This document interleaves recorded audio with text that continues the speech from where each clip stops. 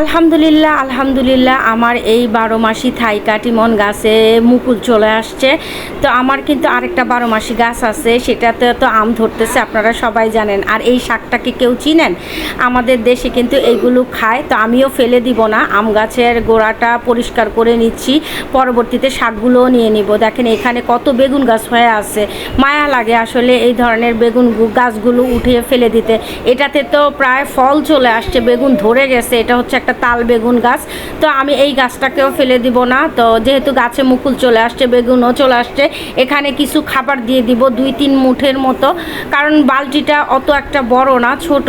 তো সেই তুলনায় কিন্তু আমার খাবারটা দিতে হবে। আর আমি কোন ধরনের জৈব খাবার ব্যবহার করি আমার চ্যানেলে ভিডিও দেওয়া আছে, আপনারা চাইলে দেখে নিতে পারেন। এই খাবারটা দিলে আর পরবর্তীতে কোনো খাবারের প্রয়োজন হয় না, সেই জন্য আমি এই খাবারটাই সবসময় গাছে দেওয়ার চেষ্টা করি। আর এতে কিন্তু গাছের সব ধরনের খাবারের চাহিদা পূর্ণ হয়ে যায়, বেশি কিছু লাগে না। এই একটা খাবারই যথেষ্ট এই গাছগুলোর জন্য।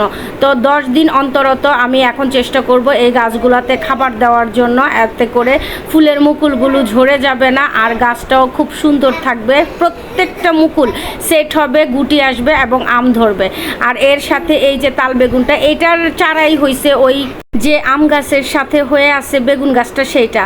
আর এই গাছটার থেকে আমি যে কতবার বেগুন হারভেস্ট করছি, আলহামদুলিল্লাহ আলহামদুলিল্লাহ, এখনও পর্যন্ত দেখেন কত সুন্দর সুন্দর বেগুন ধরতেছে। বেগুনের সাইজটা কিন্তু একটু ছোট হয়ে গেছে, কারণ এই বেগুন গাছটার বয়সও কিন্তু কমপক্ষে 2 বছর। তো চিন্তা করলাম যেহেতু গাছটাতে বেগুন আছে, গাছটা যেহেতু কাটবো না, এটাতেও অল্প একটু খাবার দিয়ে দিই। এটা একটা বস্তায় লাগিয়েছিলাম আমি, বস্তার টেম্পার চলে গেছে, কিন্তু আলহামদুলিল্লাহ গাছের কোনো কিছু হয় নাই। তবে আপনারাও চেষ্টা করবেন এই ধরনের একটা খাবার বানিয়ে বস্তাবন্দি করে রাখতে, এতে করে কিন্তু 6 মাস 7 মাস একটানা চলে যায়, বারবার খাবার রেডি করতে হয় না।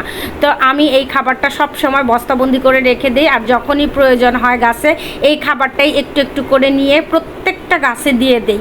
দেখেন তো 2 বছর হয়ে গেছে, এখনও কি মনে হচ্ছে এই গাছটা দেখে যে এই গাছের বয়স 2 বছর? কারণ গাছকে যদি আপনি পর্যাপ্ত পরিমাণ খাবার দেন, গাছ কিন্তু সবসময় তরতাজা সতেজ থাকবে, আর আপনাকে ফলনও দিবে দ্বিগুণ। তো আমি তো সবসময় চেষ্টা করি গাছের টেক কেয়ার করার জন্য। এভাবেই আপনারা কিভাবে টেক কেয়ার করেন অবশ্যই একটু জানাবেন। আর আলহামদুলিল্লাহ আলহামদুলিল্লাহ আমার বাগানে যতগুলো গাছ আছে এই পর্যন্ত এত উপরে হয়েও কিন্তু টিকে আছে, সতেজ আছে। কারণ হচ্ছে আমি ওদের ভালোভাবে টেক কেয়ার করি, আর ওদের যা যা প্রয়োজন খাবারের, ভিটামিন মিনারেলস সব কিছুই কিন্তু দেই। এতে করেই কিন্তু আমার এই গাছগুলো এত সতেজ থাকে। এত উপরে সহজে গাছ হতে চায় না, রোদ্রে পুড়ে যায়। তারপরেও আলহামদুলিল্লাহ আলহামদুলিল্লাহ আল্লাহ তাআলা আমাকে যা দিয়েছেন তার জন্য আল্লাহ তাআলার কাছে সবসময় শুকরিয়া।